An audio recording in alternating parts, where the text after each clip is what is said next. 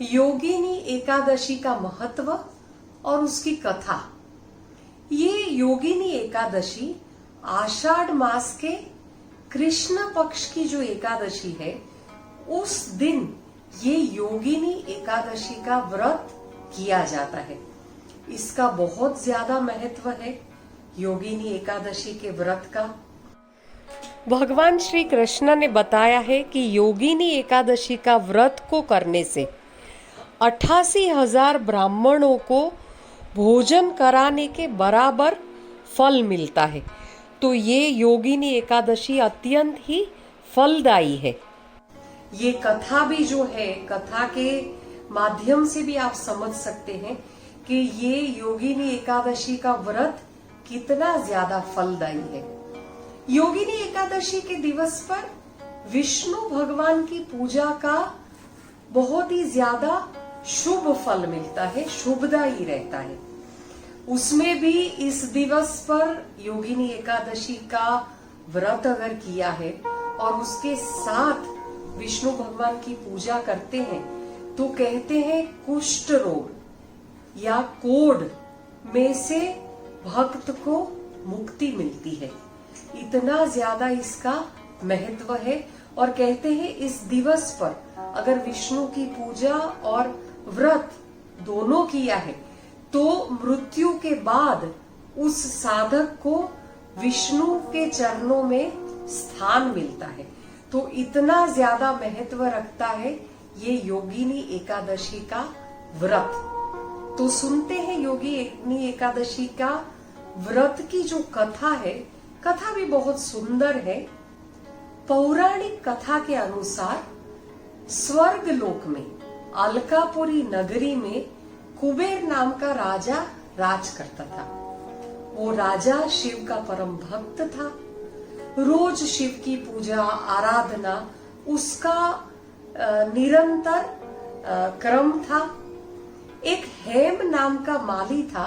वो माली हर रोज प्रति दिवस उसको फूल ले जाता और फूल से कुबेर शिव जी की पूजा करते। ये नित्य क्रम हो गया था। एक दिवस ऐसा हुआ, वो हेम नाम का माली जो था, वो माली फूल लेकर नहीं आया। अब माली मानसरोवर से तो फूल लेकर आया था। हेम नाम का जो माली था, उसकी बहुत सुंदर पत्नी थी, विशालाक्षी उसका नाम था। बहुत सुंदर पत्नी थी। तो वो मानसरोवर से फूल तो लेकर आया, पर पत्नी के साथ बातचीत करने में, हंसी मजाक करने में वो फूल समय से कुबेर को नहीं पहुंचा पाया। कुबेर प्रतीक्षा कर रहे थे। दोपहर होने को आई, तब कुबेर ने अपने सैनिकों को भेजा हेम के पास कि इतना विलंब करने का कारण क्या हुआ, हेम अभी तक पुष्प लेकर आया क्यों नहीं है। जब जाकर सैनिकों ने देखा तो आकर कुबेर को बताया कि हेम अपनी पत्नी के साथ हंसी मजाक और समय बिताने में इतना मशगूल है कि उसको समय का बिल्कुल भान ही नहीं रहा। ये सुनकर कुबेर बहुत गुस्सा हो गए। अब हेम आता है कुबेर के पास, बहुत डरा हुआ, कांपते कांपते, क्योंकि उसको पता था कि कुबेर बहुत गुस्सा होंगे, क्योंकि उनका जो पूजा है, पूजा में विलंब हुआ है और पूजा में उनका नियम था इतने सालों से, उसमें विघ्न हुआ है। हेम डरते डरते पहुंचा कुबेर के पास। कुबेर बहुत ही गुस्सा थे।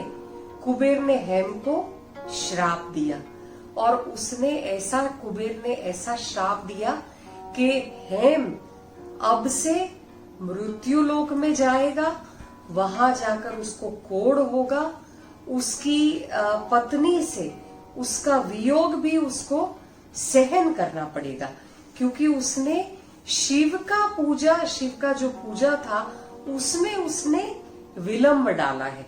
तो वो श्राप भी उसको सहन करना पड़ेगा उसके जीवन में। अब ये कुबेर का श्राप था। श्राप के कारण हेम पृथ्वीलोक पर जाता है। स्वर्ग से पतन हुआ, पृथ्वी पर आके गिरा, पत्नी भी अंतर ध्यान हो गई। मृत्यु लोक पर आकर मानो दुख का पहाड़ गिर गया हेम के ऊपर। जंगलों में दर दर भटकता रहा, बिना अन्न और जल के बहुत ही दुखी घूमता रहा।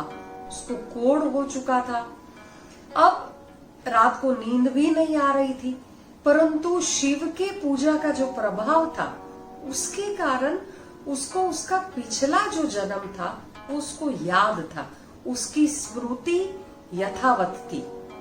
एक दिवस जंगल में ऐसे ही भटकते भटकते वो पहुंचा मार्कंडेय ऋषि के आश्रम में। मार्कंडेय ऋषि की उम्र ब्रह्मा से भी बहुत ज्यादा थी, वो ब्रह्मा से भी बहुत ज्यादा वृद्ध थे। उनका आश्रम भी मानो जैसे ब्रह्मा का लोक लग रहा था। वहां जाकर मार्कंडेय ऋषि के सामने हेम नतमस्तक हुआ, उनको प्रणाम किया। तब मार्कंडेय ऋषि उसको पूरी कहानी पूछते हैं, उसके इतने दुख का कारण पूछते हैं कि तुम्हारे इतने ज्यादा दुखों का कारण क्या है, तुमने ऐसा कौन सा पाप किया है जिसके कारण तुम्हारी ये गति हुई है। ये सुनकर हेम माली पूरी कथा सुनाता है। उसका जीवन में जो जो घटित हुआ वो सारा मार्कंड ऋषि को बताता है।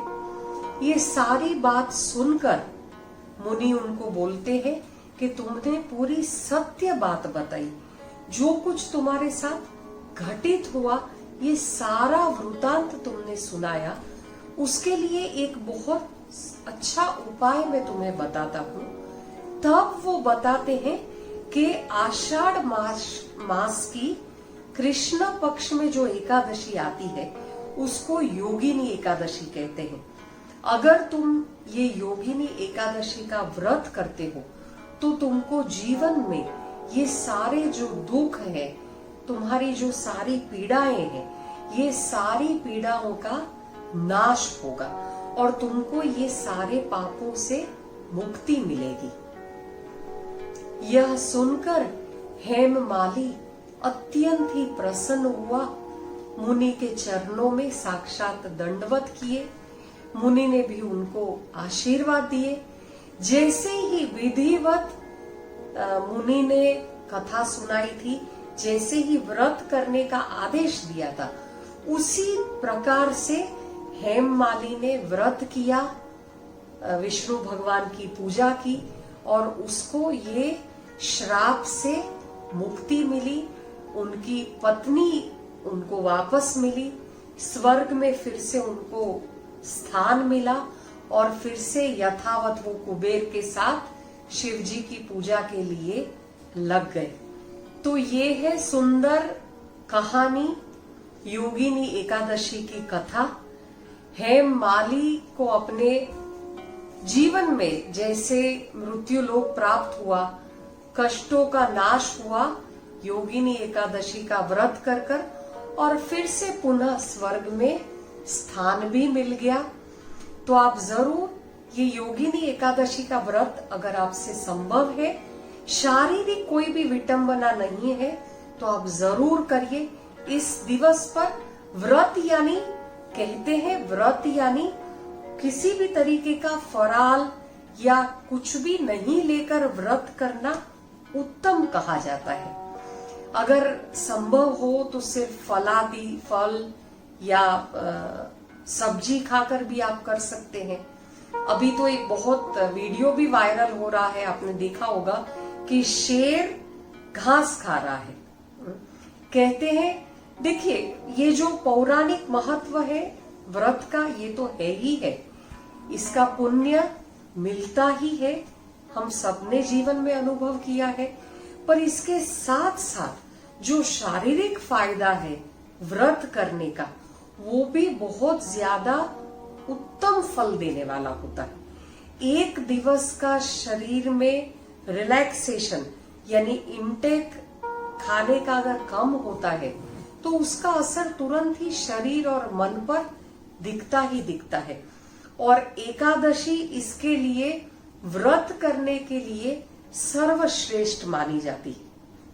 और महीने में 2 ही एकादशी आती है, तो आप अगर आराम से कर सकते हैं तो करिए। योगिनी एकादशी, इसका बहुत ज्यादा महत्व है जिसके बारे में हमने सुना। ओम नमो नारायण। आपका बहुत बहुत धन्यवाद मेरा वीडियो देखने के लिए। मेरी चैनल को ज़रूर सब्सक्राइब करिए और बेल आइकन को ज़रूर प्रेस करिए ताकि सारे नोटिफिकेशन आपको मिले।